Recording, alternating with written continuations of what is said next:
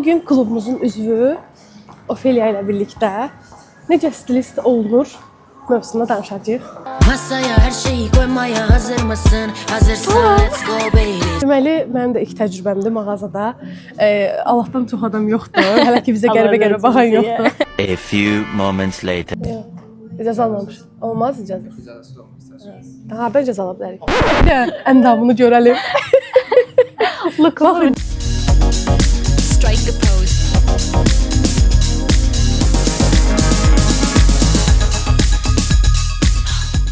hələ ki bu işə yeni başlamısan da bildiyim qədərilə, amma mən səni ilk 3-4 ay öncə tanıyıram, 4 aydır tanıyıram da. 4 ay tanıyanda elə biləm ki, yəni sən illərin stilistisən də. Hə, doğrudan. Yəni həm belə danışığın, həm ekspert, o həmişə adamlara deyirəm ki, ekspert vibe vermirsiniz də. Məsəl üçün nə qədər illərdir olsaz belə, amma məncə səndə o ekspert vibe-ını həmişə almaq olur da. Yəni bilmirəm işin elədir ki, üstündə də göstərirsən. Adam əmin olur ki, yəni Ofelia öz üzərində bunu edibsə, başqalarına da edər. Nə bilim səhifənə girirsən, verdiyin tüyolar olsun. Yəni adama həqiqətən də o şeyi verirsən də. Bəs yaxşı, yolun necə başladı? Yəni insan necə düşünür ki, mən sabah durub stilist olacağam?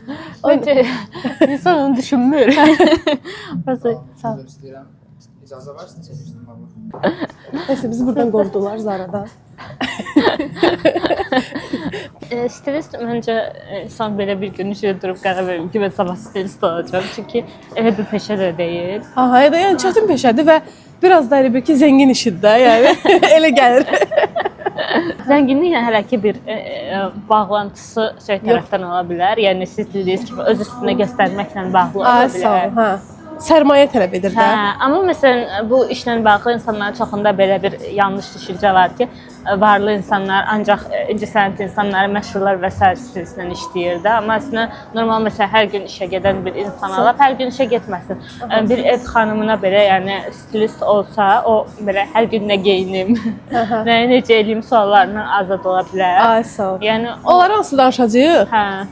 Sən necə qərar verdin? Ondan danış. Mən çox əlaqəsiz təlimlər alırdım və məqsədsiz şəkildə də. Belə bilmirdim ki, bu təlimi almaqda məqsədim nədir və bunu harda istifadə edəcəm. Aha. Sonra belə iş belə gətirdi ki, bir şey var idi, numerolog xanım var idi. Mənə demişdi ki, sən səsinlə bağlı bir iş görməlisən, yol göstərməlisən, faydan toxunmalıdır da. Mən də dedim ki, mən səslə bağlı nə iş görsəm də ilk eləməli olduğum Neyini? İlk eləməli olduğum diksiya təlimi almaq olmalıdır da ki, yəni səslə işlədirsə bu insan. Dedim bəlkə elə o yolda elə diksiya təlimçisi olaram özümdə. Hə, o təlimi ala-ala gördüm ki, okey, təlim özü çox maraqlıdır, mən bundan çox fayda alıram, amma sırf təlimçi olmaq mənə çox da uyğun deyil. Deyil. Hə, yəni ondan o istədiyim zövqü ala bilmərəm. Sonra yəni bu onlayn stilist xidməti də ağlımda var idi. Bəs özün məsələn uşaqlıqdan belə yaxşı geyinim, belə hər şey takım-takışdırım var idi, yəni. Hə. Uşaqlıqdan həmişə moda həvəsim olub, həmişə belə fashion show-lara falan baxırdım. Moda həvəsi məncə sonradan yaranmır. O həmişə uşaqlıqdan qızların içində olur. Sonra heç nə bir xanım var idi. Yəni bizdə təlim verən stilist sayı da çox. Ümumiyyətlə stilist bizim ölkədə azdır və təlim verən stilist lap az. Stilistin nə iş gördüyü də insanlarda belə tam düşüncə formalaşmır. Stilist mənə nə verə bilər? Keçən il aprel ayında mənə başladı təlimim. Avqust ayında bitdi. Elə avqust ayında son 2 dərsimizdə falan birində SMM mütəxəssis də bizim üçün danışdı ki, yəni gördüyünüz işi Instagramda təqdim etməlisiniz də. Bu ümumiyyətlə vizuala bağlı bir işdir və mütləq siz özünüzü göstərməlisiniz, tanıtmalısınız. Həmin xanımla danışdığımız gün axşam mən oturdum səhifəni açdım. Onsa bilirdim ki, səhifə açmalıyam, başlamalıyam, amma dedim nə vaxt eləyərəm də, yəni. Tez düşünmürdüm, nə tez olacaq. Tez həmin vaxtda düşünmürdüm ki, bunu belə dərhal eləyərəm də. İlədim və həmin gündən başladım davamlı paylaşımlar eləməyə və artıq paylaşım eləyirsənsə də özünə bir ad qoymalısan. Yəni nə olaraq çıxış eləyirsən? Content creatorsanmı, stilistsanmı? Mən də elə əvvəlindən dedim ki, o niyyətin ora, mənzilin də ora. Özümə stilist adını qoydum, belə bir yolda yazdım. Stil məsləhətçisi ki, yəni o adı özümə uyğun görmüşəmsə, artıq o yolda da irəliləməliyim. Ondan sonra da başqa da bir neçə təlim aldım. Təəssüf ki, şey yoxdur da, yəni ali təhsil yoxdur da bu istiqamət üzrə. Başqa ölkələrdə və bizim ölkədə yoxdur. Hə. Bəs istəyirsən belə bir şey, yoxsa yəni bu stilist olunmaqda diplom şərtdir ki? Yoxsa Diplom necə? şərt deyil, amma təhsilini almaq Hı. lazımdır da. Hə, Hə. yəni təlimlərini almaq lazımdır. Yoxsa heç bir təlim almadan bir insan durub mən street Ola bilər, practice-də, hə. yəni Bəs o bilməli təlimlərdə olar. sənə öyrədirlər ki, yəni gedin cəmaatın bu bədəndədirsə, belə bir şey öyrədin, Hı. öyrədirsə, bəs siz özünüzə nə qatırsınız orada? Onun yəni texniki tərəflərini öyrədirlər. Texniki tərəflərini çox insan bilmir də. Və texniki tərəflərindən də əlavə əsas müştəri ilə işləmə tərəfini, psixoloji tərəfini ki, məsələn, hər kəs eyni problemlə yaxınlaşmır insana, hər kəsin gözləntisi eyni olmur. Birinin gözləntisi sadəcə gözəl görünmək, daha geyindiyin bahalı görürsün, budursa, başqa birinin gözləntisi qarnını gizlədir, ya qolunu gizlədir, Ay, ya sağ ol. belə bir şeydir. Hə, başa düşdüm. Yəni ona da mən hətta ona xoşuma gəldi ki, sizin işdə bilməm harda qabağıma çıxmışdı ki, tamam ki, kilo vermək istəyirsən, amma bu dəqiqə o mümkün deyil. Amma bir stilistə müraciət eləsən, o səni necə daha arıq mı deyim, daha az kilolu göstərər. Yəni onu da o da var sizin işdə. Düzdür. Amma yəni bəzi insanlar elə deyirlər ki, stilist belə sehirbazlıq eləyəcək yəni. Yağlar getsin. 50 kilo daha şey göstərəcək, mümkün deyil. Yəni olduğundan müəyyən qədər. Məncə orada bilsən nədir? Məncə məsəl üçün, okey, kilolusan amma həm də zövqlüsən. Bir var ki, kilolusan, hər yerdən ətlərin pırtlayır, qarnın məsələn, tam məndə çox dar geyinirəm, qarnım pırtlayır. Bir də var ki, sənə uyğun olaraq həm səni yaşlı göstərmir, həm səni çox ekstra kök göstərmir. Olduğun kimi, amma daha zövqlü. Hə də elə bil ki, olduğun vəziyyəti qəbullanırsan və baxırsan ki, mən burada nə edə bilərəm? Burada daha yaxşı görünmək üçün də. Onun üçün də sistemə müraciət edirlər. Olduğun vəziyyətinə yaxşı. Öz işinin ən çox nəyini sevirsən? Ki deyirsən ki, ayda, nə yaxşı burada belə bir şey var.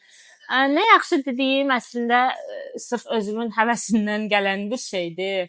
Özüm üçün araşdırıram, eləyirəm, professional olaraq araşdırmaqla, bir şeyin üstünə düşməklə həvəskar olaraq yanaşmaq eyni deyil də. Bunlar çox xoşuma gəlir. İkinci, mən əvvəl düşünürdüm ki, bu işin məsələn daha sənət tərəfindən məşğul olum, editorial tərəfindən, yəni jurnal qapaqları üçün çəkimlərdə, klip çəkilişlərinə və s. bunların stylinqinə məşğul olum. Sonra düşündüm ki, bir də ona mənə təlim verən xanım da dedi ki, yəni bir insanın sən birebir həyatına toxunmaq daha dəyərlidir. Yəni sənə ehtiyacı olan birəbir insan ola bilər də, amma deyir ki, o sənin istədiyin dəyər baxımından bax gör, yəni səndə daha hansı ağır basırsa, səndə hansı ağır basır yəqin ki. Mən düzdür, tək müştəriklə işləmək daha çətindir. Çünki insanların fərqlilikləri var, hər kəs məmnun eləmək olmur. Amma dediyim ki, fayda tərəfdən, o insanların, qadınların gözündəki o sevinci görmək, özünü gözəl hiss edirəm. Sən də buna bir vəsilə olursansa, məncə bu çox dəyərli bir şeydir. Bəs çətinliyi nədir? Bu işin yəni sevmədiyin tərəfi. Sevmədiyim tərəfi, texniki tərəfi təbii ki, sevmirəm mən də. Texniki nə deməkdir? Yəni bunu bir fayla yığmaq, araşdırmalarını eləmək, istədiyini həmin dəqiqə tapa bilməmək, paltar baxımından, müştərinin büdcəsinin limitli olması da, məsələn, həm büdcəni gözləməyə çalışırsan, həm çalışırsan ki, zövqlü olsun, həm onun məsələn bir nəyisə gizlətmək, hər hansı kolleksiya eləmək kimi istəyi varsa, ona da riayət eləyəsən. Yəni onların hamısına eyni zamanda riayət etməyə çalışmaq biraz çətin olur. Düzdür, əslində. Biz həmişə stilistlərdə bahalı geyimlər görürük. Ən azından baxanda adam fikirləşir ki, mən bunu ala bilmərəm. İndi öz adımdan demirəm, ümumi olaraq danışıram da. Elə bilirəm ki, nəsə aldatma, insanın özünü aldatmasıdır. Ki, hər kəs geyinə bilər, stilistlə eləyə bilər. Birəbir stilistlə işləmək, məncə günümüzdə, yəni ortalıq əmək haqqını və s. düşünsək, məncə çox insan üçün əl çatandır. Ola bilər, məsələn, tələbələr üçün, mən sifətindəki qiymətləri nəzərdə tutub deyirəm də, ola bilər ki, bəlkə tələbələr üçün əl çatan olmasın, amma onlar üçün, məsələn, kiçik proqramlar, kiçik təlim proqramları və s. olur. Mən ümumiyyətlə şey deyirəm, yaxşı geyinməkdir, o dilləri hər şeylə bazardan aldığın bir geyimlə də yaxşı görünə bilərsən. Nə bilim, ikinci əl geyimlə də yaxşı görünə bilərsən. Mən əslində buna şeyəm ki, yəni yaxşı geyinmək bahalıdır. O özümüzü aldatmayaq. Düşüncəsində. Bilmirəm, nə düşünürsün? Bir yaxşı geyinməkdən, yaxşı görünməkdən hər kəsin gözləntisi də eyni olmur da. Yəni mən də məsələn tələbə vaxtı çox imkanlarım güclü deyildi, amma yenə də çalışırdım ki, aldığım paltarların parçası yaxşı olsun, tikişləri səliqəli olsun, ümumiyyətlə zövqlü olsun. Çox insanda gördüyüm paltarlar mənə maraqlı gəlmirdi. O vaxtdan belə idi də. Yəni o vaxtdan mən fərqlənirdim. Məncə bunu, yəni limitli imkanlarla da eləmək mümkündür. Özdə o vaxtda məsələn onlayn alış-veriş bizim bir seçimimiz yox idi. İndi nə qədər onlayn alış-veriş saytları da var. Yəni bəzi paltarlar var ki, doğrudan heç bilmirəm paltar hardan alınıb, etiketini açıb baxmayana qədər də. Məncə belə hər kəs istədiyi görünüşü, yəni əgər buna həvəsi varsa, düzdür, ekstra bir əmək sərf edən bir işdir. Düzdür, yəni onu imağa çalışmasan, həvəsin də olmalıdır. Həvəs və əlavə vaxtdan, əlavə əmək sərf etməlisən buna. Amma hər şey elədir. Hə də, saçın gözəl olsun yenə, əmək sərf etməlisən, dərin gözəl olsun yenə. Əmək sərf etməlisən. Gözəl geyinmək yenə o da elədir. İndi gəl bir şey deyək. Tamam ki, bir insan sənə müraciət elədi. Bu proses necə olur və necə aparırsan? Hamısını bir-iki danışaq ki, birdən sənə müraciət eləmək istəyən biri olar. Artıq onun beynində hər şey hazır olsun ki, mən Ofiyaya müraciət edəcəm, bu etaplardan keçəcəyik. İlk müştəri ilə təbii ki, tanışlıq eləyirik, konsultasiya aparırıq ki, bu insan kimdir, neçə yaşı var, hansı sferada işləyir, ailə vəziyyəti necədir. Sonra artıq növbəti etapda biraz daha şəxsi suallar veririk ki, geyimlə bağlı hansı inancları var, dəyərləri var. Məsələn, necə suallar? Yəni, məsələn, sənin üçün necə görünmək önəmlidir? Sən geyiminlə necə bir mesaj vermək istəyirsən? Hansı tip obraz yaratmaq istəyirsən insanların beynində? Belə suallar veririk. Sonra, məsələn, ailəsi təbii ki, soruşmalıyıq ki, ailəsində problem və hansı qadağa yoxdur ki, bu insanın geyiminə lap ailəli olmasın. Elə qızlar var ki, atası, anası, nə bilim, qardaşı və sərdə qarışırlar geyiminə. Yəni, tək özü qərar vermir də o məsələyə. Ona görə bunların hamısını dəqiqləşdiririk. Sonra geyimlə bağlı hansısa bir inancının olub-olmamağını maraqlanmalıyıq təbii ki. Bəzi insanlar məsələn çox yaradıcı geyimlərə, belə maraqlı kəsimlərə, qarışıq rənglərə və s. onu öz üstündə görmək istəmir. Yəni açıq deyirlər. Yəni geyimin açıq bağlılıq məsələsini də keçdim. O onsuz da bizdə ən aktual mövzudur. Yəni ki, məsələn, bir qız gəlib deyirsə ki, sevgilim qoymur qısa ətək geyinməyə, sən durub ona dirəşmirsən ki, yox, sevgilim. Yox, onun istəyini çevirsən. Onun istəkləri, onun bəli sərhədləri çərçivəsində biz onu geyindirməliyik. Onun bu limitlərini nəzərə alıb baxmalıyıq ki, orada daha yaxşı nə əldə edə bilərik. Bu müştəri ilə konsultasiyanı apardıqdan sonra, istəklərini və s. öyrəndikdən sonra artıq burada full paket xidmətini götürübsə, yəni stilini dəyişdirmək, daha yaxşı bir vəziyyətə gətirmək istəyirsə, sonra biz bunun qardırobuna baxırıq bu insanın ki, bunun qardırobunda nə var. Necə baxırsınız, evinə gedirsiniz yoxsa? Evinə gedirik. Əgər məsələn ona razı olmayan biri də varsa, artıq onlayn eləyirik onu. Məsələn şəkillərini, fotolarını, əynində şəkillərini çəkib göndərir. Amma təbii ki, canlı baxsaq daha yaxşıdır. Çünki şəkil hər deyəndə məsələn yuxarıdan çəkəndə bir düşür, telefonlar aşağı qoyub çəkəndə başqa bir cür düşür. Belə fərqlər ola bilər. Amma öz qardırobum ağlıma gəldi ki, 3 günündə qoyub gəlmişəm. Qardırobu da bu arada səliqəli olmaq da çox önəmlidir. Səliqəli xadalar. Bir də gözün ondan danışaq. Bu qardırobunu artıq insanın baxdıqdan sonra məsələn nələrsə ola bilər ki, əyninə olmur, amma o paltarlardan ayrıla bilmir bu insan. Nəyisə xatirəsi var, ya nə bilim nə vaxtsa həyatın qəşəng bir dövründə geyinib onu qəşəng göstərib, bugün amma geyinə bilmir, amma yenə də onu orada saxlayır. Onların məsləhət görür ki, bunlar çıxarılmalıdır da. Bunlar sənin bu saniyə istədiyin şeyə xitab eləmir də, yəni uyğun deyil onlar üçün. Onları ayırdıqdan sonra da artıq baxırıq ki, qardırobunda bu yaratmaq istədiyi stil üzrə çatışmayan nələr var. Gördün, əvvəl baxırsan, o elə ola bilərmi ki, onun qardırobunda kifayət qədər şey var, almağa ehtiyac yoxdur. Ola bilər.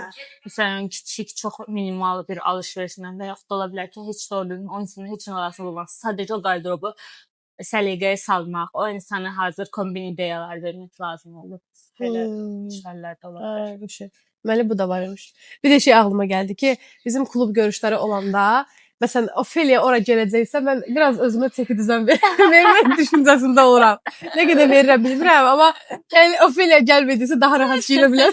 Yəni, idman formasında belə gələ bilər. O ağlıma gəldi. İndi ondan yola çıxaraq sual vermək istəyirəm ki, bəs Mesela gördüyün mesela psixoloqa deyirlər, üzümə baxan kimi hər şey biləcəksən. Gördüyün hər şey, yəni insandan, qadından daha çox da, yəni baxanda analiz mi gedir beynində, yoxsa necə, yəni ümumiyyətlə stilistlər insanlara necə baxırlar və yaxud da geyiminə baxıb xarakterini də bilə bilirsənmi? Təxmin eləmək olur. Hə, yəni 100% düzgün təxmin. Da baxıcı olardım da. Mümkün deyil o. Amma mənə görə hardasa təxmin eləmək olur. Bir də biz təlim alanda bizim mentorum bizə verdiyi ən önəmli tövsiyələrdən biri bu idi ki, geyim mövzusunu tövsiyə istəməyən insana nəsə məsləhət verməyin. Ən yaxınlarınız olsa belə də, yəni deyir ki, sadəcə öz biliyinizi, öz dəyərinizi salmış olacaqsınız da bunu eləməklə. Bunu istəyən insana verin. Ay sağ ol. Çünki burada ölçmək olmur axı. Yol üstü səndən 5 dəqiqə məndə olurdu. Təsəvvür gedirdim kafeyə də. Qız gəldi, xanım, Kəmalə xanım, bir də səhifəmi analiz edə bilərsən. Mən oturmuşam orada, çay içirəm, dostumla birlikdə söhbət edirəm də. Yəni ən önəmli sirlərimi danışıram. Burada bir də telefon uzadıb mənə ki. İndi səndə də ola bilər ki, yəni bax gör, yaxşı geyinmişəm yoxsa yox. Ona görə belə şeylərdə elə ki, onu pula çək. Həm bunun maddi tərəfini düşünmək lazımdır ki, yəni bu adam biliyini ortaya qoyur da, yəni həm zamanını ortaya qoyur. Amma belə özün necə, ümumiyyətlə, özün deməsən belə, ürəyində fikirləşirsənmi ki, buna belə gün necə? Fikirləşdiyim olur, nə yalan deyim. Bəzən özümdən filtrləyə bilmirəm, bəzən üzümdən oxunur da. Mimikalarımı saxlaya bilmirəm. Hiss olunur. Yəni, onu da hiss sanır. Öyle baxıram ki, tapdığım bu mu oldu da yəni. Çox fikirləşmişəm bugün. Ayda. Amma nə yalan deyim, özümün də bərbad geyindiğim günlər olur. Bərbad deyəndə ki, yəni özündə belə bir şey, məcburiyyət sevirsən, sən stilistsən, sən yaxşı geyinməlisən. Yoxsa özünə rahatlıq verə bilirsən? Yox, özümə rahatlıq verə bilirəm. Məsələn, sizlə rayon yolu gedəndə heç görəyəsən. Ən rahat, əlaqəsiz şeyləri belə üstünə geyinib çıxıram ki, yol gedəcəm və rahat olmalıyım. Yəni, qəşəng görünüm, amma qəşəng görünümdən də ilk əvvəlki prioritetim rahat olmaq. Rahat ol.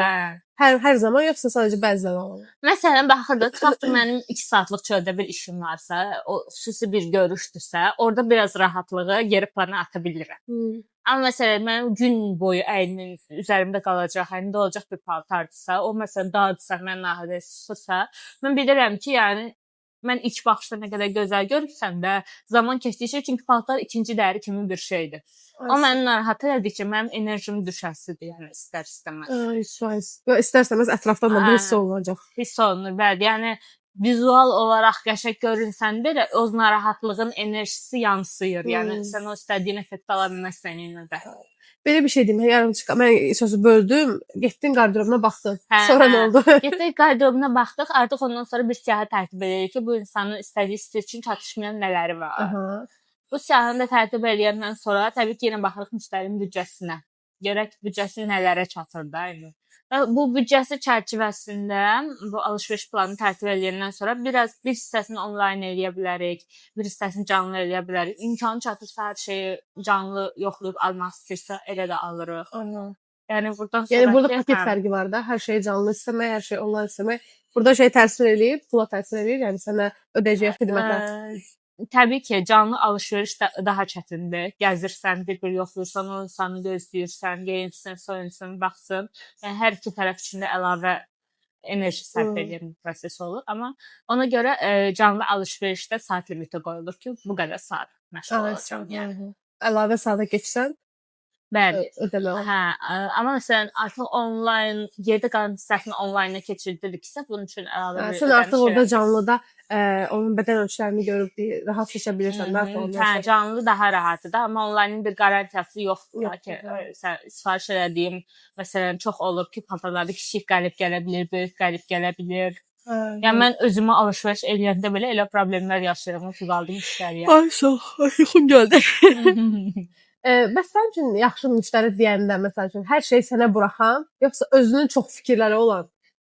Hansı müştəri tipini daha çox zövq alarsan işləmək? Təbii ki, öz daha konservativ olan, yolla yaraşmaz, yolla bunu istəmirəm və s. çox müdaxilə edən müştəri təbii ki, yorur insanı. Amma məsələn, daha güvənli olan, axışda olan insan, sən bir şəxsə Demək ki, belə lazımdır deyən insanla işləmək daha rahatdır. Başa düşdüm. Belə bir şey deyim də.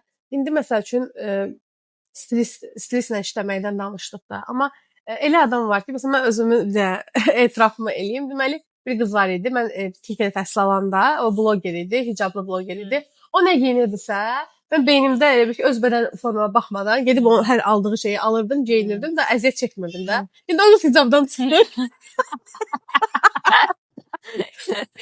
İlham məndəyi yoxdur. Məndəyib öldü də. Yox, indi amma sonradan yavaş-yavaş fikirləşdim ki, yox, mən niyə insanları kopyalayıram da? Bu səfər getdim Pinterestə. Yenə də insanları kopyalamış oldum. Amma yenə də zaman keçdikcə anladım ki, stil, o bilmirəm düz düşünürəm yoxsa stil sənin həqiqətən özündə nəyi xoş gördüyündür. Məsəl üçün artıq olur minimalist geyimlər. Hər şey bej tonlarda, hər şey açıq tonlarda. Məncə bu stil deyil. Sadəcə qorxursan başqa şeylər yoxlamağa, prosta səliqəli görünürsən. Prosta hə bu insan olur baxırsan ki, qara şalvar, nə bilim, ya da bej tonlar, qəhvəyi tonlar, belə də eyni tonlar. Elə ki, risk edib fərqli bir şey edirsənsə, məncə bu stilini özünü yaratmaqda, öz stilini yaratmaqda. Çünki məsələn mən baxıram bəzi insanlara çox əndirbadi hicab rəngi, paltar rəngi. Amma mən bəlkə uzaqdan baxanda hamıya rəngarəng gəlir, amma mənə o insan özünü necə sevir, yəni özünə necə bir stilinə bir şey qatmaq istəyir, kimi görünür. Ümumiyyətlə stilist baxımından baxanda necə düşünürsən? Əslində o ilk dediyiniz versiyada da məsələn elə insanlar var ki, onların beyninin içi də o cürdür, yəni. Düzən, disiplin insanlarıdır. Məsələn, qarışıqlıq xoşlamırlar. Hə, yəni o insan düşüncələri də o cürdür. O insana elə də geyinmək lazımdır. Okay. Amma məsələn, artıq ortaya bir insan ola bilər ki, bir yaradıcılıq qoymaq istəsin, bir fərqli individuallıq qoymaq istəsin. Məsələn, hər kəsin ola bilər ki, diqqət çəkməkdə xoşu gəlməyə də bilər. Məsələn, bəzi stilləri üzərində daşımalı sən artıq qərar verirsənsə, orada onu da göz almasın, sənə baxacaqlar. Sənin bəyinin qədər bəyənməyən də olacaq. Siz dediyiniz sən daha qarantiyaya qaçmaqdır ki, bu onsuz da artıq qəbul edilmiş bir vizualdır və o dediyiniz ikisi də ancaq bahalı geyimlərdə qəşəng görünür. Yəni onun mütləq dərziliyi yaxşı olmalıdır, parça materialı qəşəng olmalıdır. Ucuz geyimlər bəlkə ilk alanda yaxşı görünə bilər, amma bir istifadədən sonra tez salır özünü o paltarlar. Yəni yatırım istəyən bir tərzdir. Başa düşdüm. Yəni məsələn son zamanlarda kapsül qardırop deyə bir söhbət çıxıb da ki, 3 dənə bundan al, 4 dənə bundan al, milyon da stil düzəlt. Buna necə baxırsan?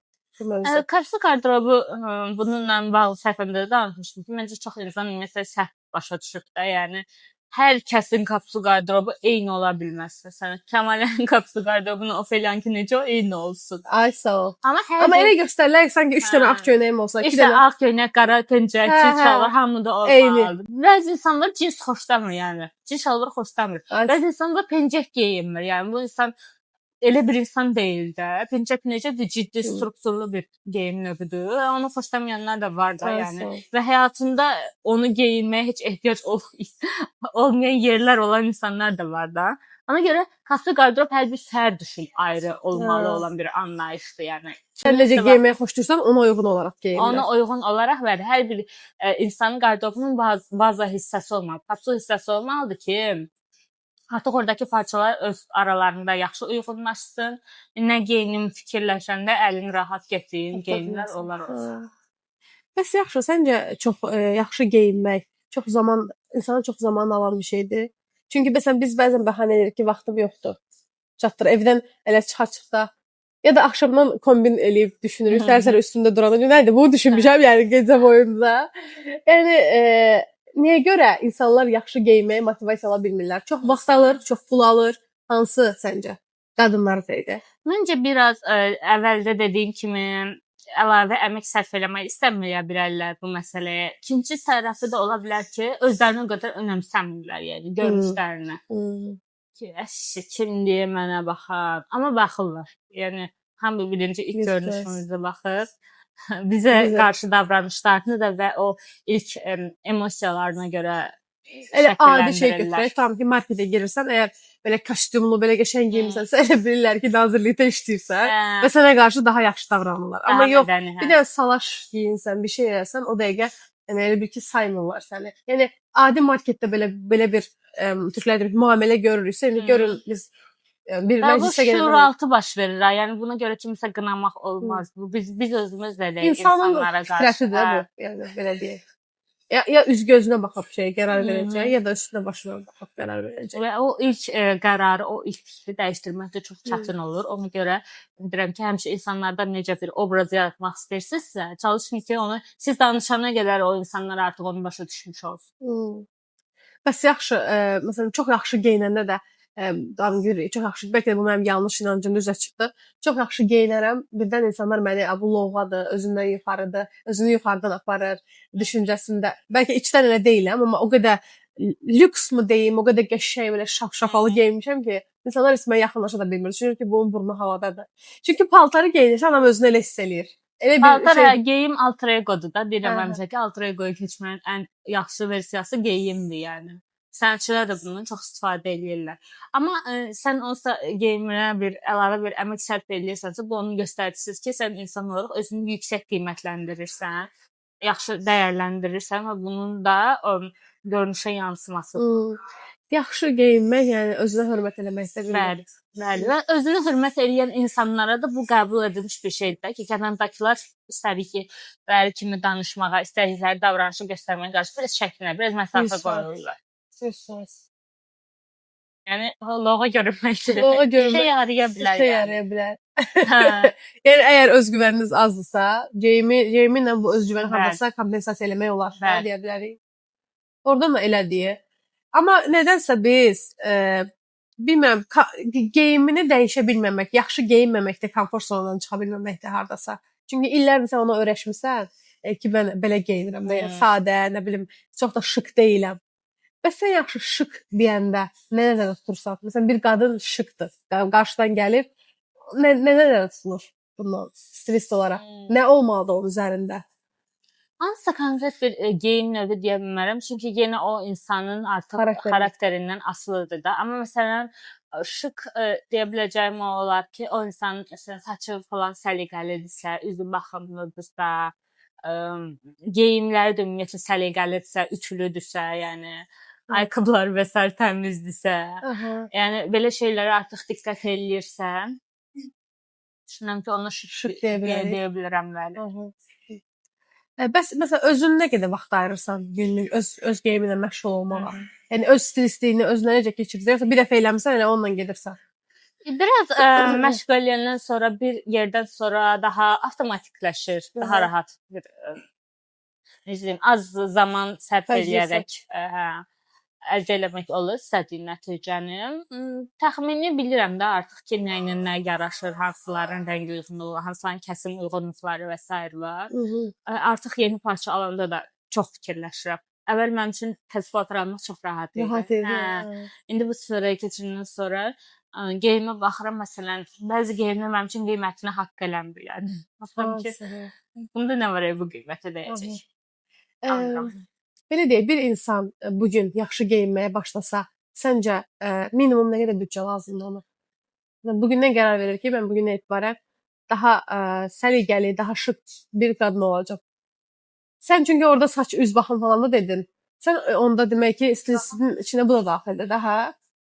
Təbii ki, istəyən varsa, yəni müştərinin tələbini, istəklərinin içərisində o varsa, bəli, onu da eləyirik ki, ona yaraşan saç formaları, məsələn, qaş çox dəyişə bilər insanın, saç rəngi, kəsimi və s. bu baxımdan onlara da məsələn baxırsan, yəni, onlarla məsələn, o yönündə məsələn. Çox ömrüsən şey. O ayrı bir xidmətdir, amma istəyən varsa onu da eləyirik. Elə xidmətlərindən də danışaraq xidmətin var, amma məsələn bir insan qərar versə, minimum nə qədər büdcə ayırmalıdır bunun üçün səncə? Bilmirəm, yəni onun içərisində əgər dediyin kimi o məsələn analiz var. Saç kəsimi tam yoxdur. Geyimlərdir. Qardırobu da o qədər yaxşı deyil. Yəni tamamilə dəyişmək istəyir. Tamamilə dəyişmək. Qardırobunda yəni o qədər də sıfırdan başlamaq istəyir də yeni bir şey. Yeni bir şey başlamaqsa ən minimal məncə 7-8 manat olmalıdır. Stilist xərci də onun içərisində. Əslində yaxşıdır. Yeni başlayanlar varsa düşünənlər. Yeni başlamaq deyəndə çox insan elə başa düşür ki, mən birdən hər şeyi almalıyam. Belə bir dünya yoxdur da ki, yəni birdən-birə sən qardırobuna keçə çıxarırsan. Sən o adamlara nəsə verirsənmi ki, əlində ki bundan sonra buna uyğun alış-veriş elə. Əvvəl artıq o bizim dediyim kimi yazdığımız bir list olur. Məcbur deyil ki, biz həmin listədəki hər şeyi həmin proses daxilində mütləq alaq. Çünki dediyim kimi o insanın büdcəsi çatmaya bilər. O list o insanda qalır. Həmin listə uyğun mən onlayndan ya forma olaraq internetdən, başqa resurslardan tapıb bir şeylər göndərirəm ki, məsələn, düyməli köynək istəyirəm də, sarışqa dediyimi və düyməli 1000 dənə növü var onun. Sən hansını deyirsən, bunu göstərmək lazımdır o insana ki, siz hansı növünü nəzərdə tutursunuz. Dəqiq, konkret olması. Konkret olaraq o insana artıq nümunələr verilir. O da sonraki imkan eləyə bildiyi dövrdə onları yavaş-yavaş ala bilər. Aha. Okay. Bəs belə bir şey soruşum da, stilistlərin də bir tərzi olurmu? Məsəl üçün A kişisi, B kişisi, C. Mən Ofeliya gedirəm. Çünki Ofeliyanın bir stili var. Yoxsa hər stilə uyğunlaşdırır. Yəni necə rəssamların bir dəstəfətdə olmur? Məsələn, stilistlərdə də elə bir şey varmı? Var. Sənin elə bir tərzin var mı? Məsələn, stilistlər içərisində də minimalist geyinənlər var. Özü yox. Yəni bu adamın yaratdığı stillər də elə olur. Yəni ki, məsələn, Ofeliyanın stilləri belədir. Başqası belədir. Mən biraz məsələn həm öz üzərimdə, həm də müştərilərin üzərində yaratdığım tərzdə onun günümüz modasına uyğunluğuna daha çox fikir verirəm. Günümüz modası. Modernlik mənim üçün önəmlidir. Çünki mən özüm də gündəmlə çox belə aktual olmaqla bağlı günlük, yəni xəbərləri və s. də çox oxuyanam ki, günümüzdən geri qalmayım da, yəni fikir olaraq da belədir və bu mənim geyimlərimdə də özünü göstərir, müştərilərlə işləyəndə. Yəni tam ki, bu il filan rəngdədir deyəndə sən müştərilərin qardırobuna o rəngi soxursanmı? Yəni sırf onun üçün bu il bu trenddə gedək bunu alaq belə bir şey deyirəm. Çünki onu özüm üçün də eləmirəm. Yəni o trendin də biraz zamansız versiyasına qaçıram ki, bu məsələn bu sezon geyindi, amma bu insanın gələn sezon lazım deyilsə, yəni onu görüb almaq da düzgün deyil. Çünki özüm üçün də yenə deyirəm, onu eləmirəm. Mən müştəri ilə işləyəndə ona baxıram ki, özüm üçün uyğun görmədiyim şeylər, özümə layiq bilmədiyim müştəri üçün də eləməyim də, etik deyil artıq. Yəni dediyim kimi əsas fikir verdiyim bu ola bilər ki, modernlik. İşindən dolayı ümumiyyətlə getdiyin tədbirlərdə çox insan görürsən, çox qadın görürsən. Səncə bu gün Azərbaycan qadınlarının stilində ən çox etdiyi iki səhv nədir? Çox buna eləyirlər də, yəni bu səhv sən görəndə yaraşmadı Azərbaycan qadınlar çox dar geyinmə meyillidir. Yəni dar geyinmək şey oldu birdən ya da nə məna var orada görəsən? Yəni bilmirəm, cazibədarlıq, qadın enerjisi, cazibədarlıq və s. Bunlara biraz çox ağını çıxartdılar, amma əslində yəni əsl araşdıran bilir ki, qadın enerjisi əslində axışqan parçalar deməkdir, rahatlıq deməkdir, gün narahat eləməyə geyinlər deməkdir. Yəni biraz dar geyinməyə azaldır. İkinci nə olar? Var başqa bir şey. İkinci biraz Azərbaycan qadınlarına xoşum gəlmir. Bu geyimlə bağlı deyil, amma görünüşlə bağlıdır ki, çox özlərinə lazımsız müdaxilələr eləyirlər. Həm bədənlərinə, həm üzlərinə. Axı bu da individuallığı pozur da. Yəni o qədər qızlar tanıyıram mən, o üzlərinə elədikləri dolğuları gör, onun siması mənim yadımda qalmır. O qədər standart bir yüz şeyi var ki də, yəni yadda qalmırsa bunu niyə eləyəsiniz də özünüzə? Səni bu fərqləndirməyəcəksən. Və bəzisində ehtiyacı olmur da, oradan biraz ki, nəyisə kompleks eləyəsən, qədib ona bir düzəliş eləyəsən. Bir də olar ki, hamının dodağı belədir, mən də gedim, biraz eləyim, biraz eləyim. Hamın qaşı belədir, mən də gedim, biraz eləyim, qəfək görünmür. Və səncə hazırda, dedim ki, modernlər, hazırda məsələn, üz olsun, saç olsun, geyim olsun, nə dəbdədir?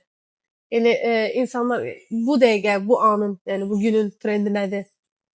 2026-nın trendi biraz özünü olduğu kimi qəbul eləmək, öz xarakterinə, stilinə uyğunlaşdırmaqdır. Yəni məncə ümumiyyətlə hər dövrdə dəbdə olan bir şey var desəm, o ümumiyyətlə təbiilikdən çox çıxmamaq olar deyə bilərəm. Bir insanın öz təbiətinə, öz görünüşü ilə barışıb, onu üstünə çox oynamasın da, yəni biraz oynasın, biraz yaxşılaşdırsın, amma çox çalışmasın onunsa. Çünki o çox çalışanlar dediyim kimi o süni, səmimiyyət ötürməyən bir görüntü yaranır. Okay. Yəni məncə də sanki bütün trendlərdə, sosial media trendlərində də bu il sanki daha çox özün olmaq daha çox öndədir. Yəni standart bir qəlib verilmir də ki, Hə. keçən illərlə müqayisədə ki, bu qəlib var və hər kəs bunu Buna hamı uysun. saçını daçsın, yığsın, yapışdırsın başına, Ay, sağ üzünə ol. minimal makyaj. Elə bir şey yoxdur. Bu il rəngli makyaj eləmək istəyən rəngli elə, rəngli Hətta geyinmək istəyən rəngli. keçən il deyirsən, bu Gucci falanın tam ki görürdülər modelini və evdəki kloplardan falan özlərinə Hə, hə, stil hə. hazırlayırlar. Elə bir ki o keçən ildən yoxsa ondan öncəki ildə belə bir şey yaranmağa başladı ki, Hmm. istər ən deyək ki, bahalı, ən lüks brend olsun, onu belə evdə yaratmaq. Bu yavaş-yavaş insanların yəni həm markanı da insanların səviyyəsinə endirməkdə belə deyək, ən lüksu, belə ən o Hə. aşağı səviyyədə gəliri olan insanın səviyyəsinə endirmək. Sanki bu dəqiqə o dəbə düşüb, yəni biraz da. Hə, ümumiyyətlə bu Z nəsli markaların dəyəri çox da çatmır. Hə. Ona görə markalar xüsusilə son vaxtlar fikir versəz, hamısı əl işçiliyini, ora çəkilən zəhməti belə Lorazadəsə gözə soxmağa çalışırlar ki, yəni biz bunu bu boyda əmək sərf edirik. Bir geyimin hazırlanması elə geyinir ki, 1000 saatdan çox vaxt sərf edir. Aysa. Özdə bu yeni bir tendensiya gələcək. Geyimlərin üstündə şey yazılacaq ki, yəni bu human designerdir da, AI dizaynı deyil. Yəni.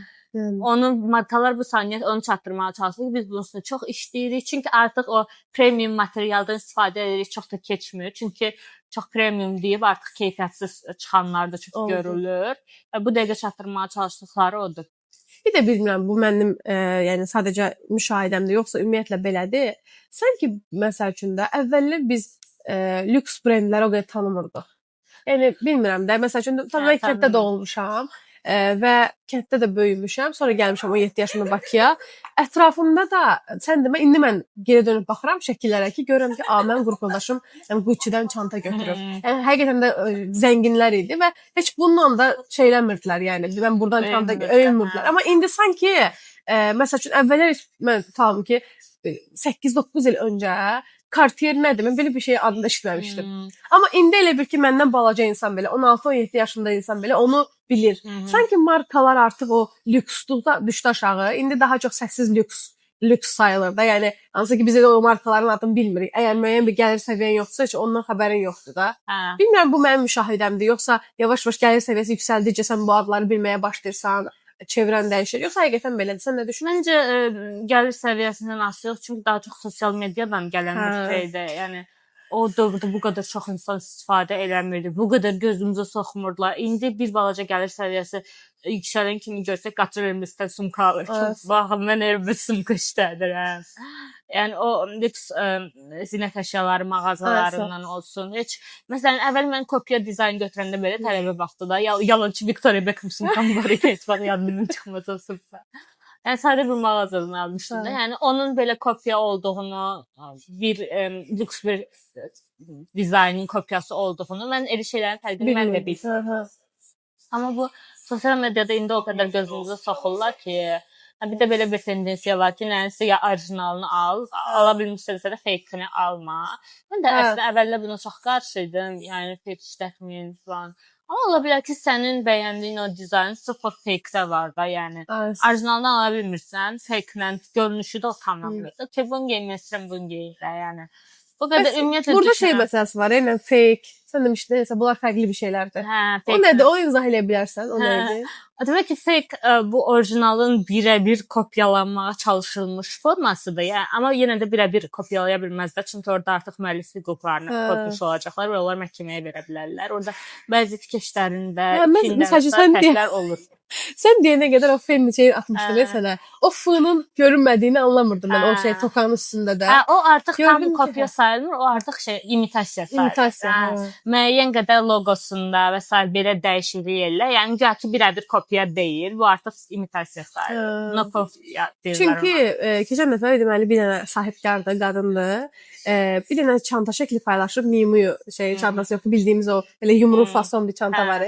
Nəsə onun videosu şəklini paylaşıb, yazıb, nəsə yazıb. Biri ona yazıb ki, o boyda sahibkarsan, gündə pul qazanmaqdan danışsan, heç özün belə gedib kopyasını almısan.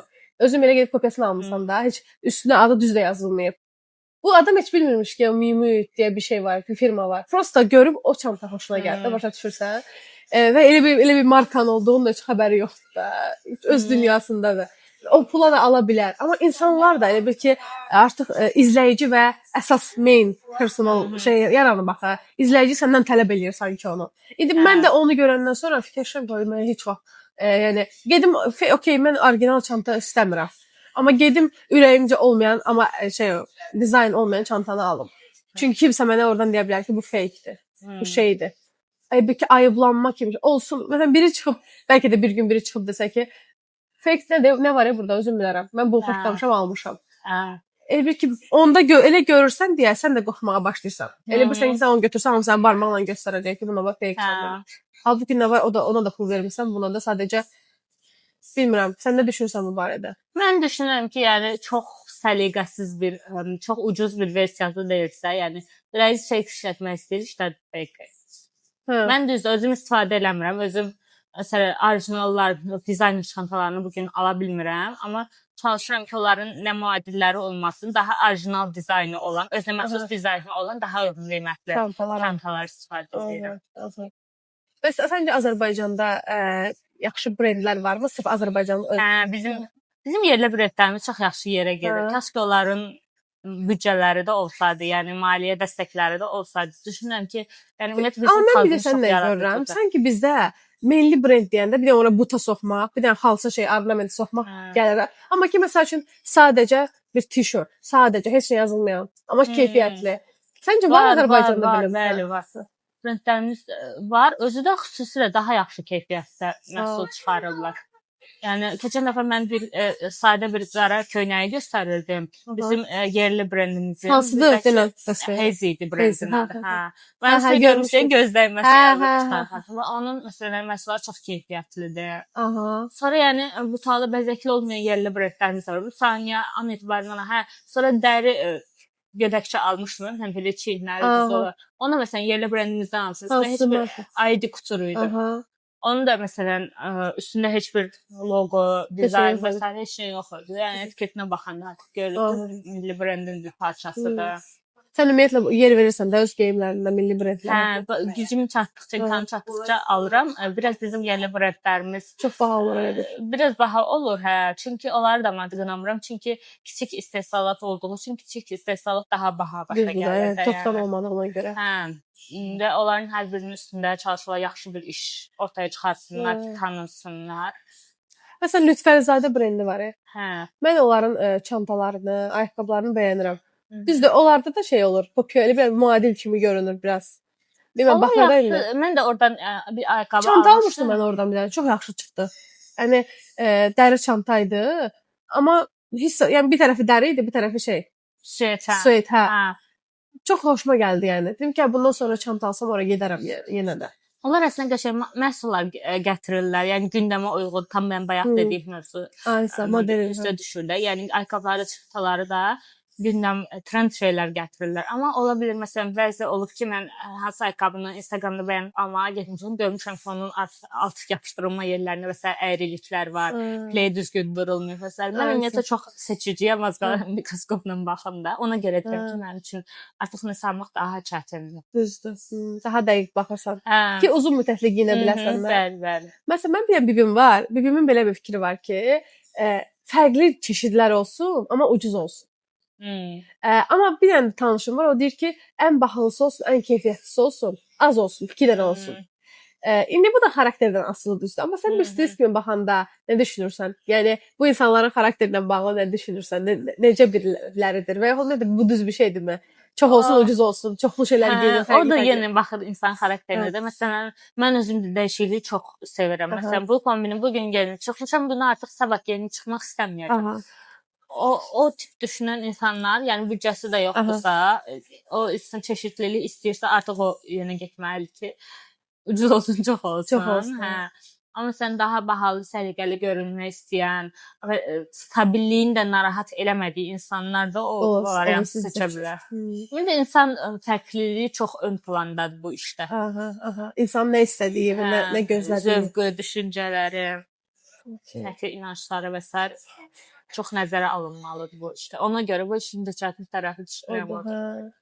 Çünki bir dənə inkubator kimi bir şey olsaydı, hamıya eyni Hə. şey desəydi, bəlkə daha rahat olardı. Hə, Belə- təsəvvür, yəni təsəvvür edə bilirsiniz, ümumiyyətlə hamının eyni geyindiyi bir dünyanı. Yox.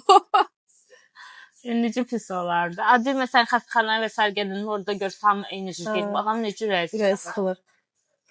Doğrudur. Bəlkə də bu trendlər falan yarananda belə insanları bəlkə də eyniləşdirmək istəyirlər.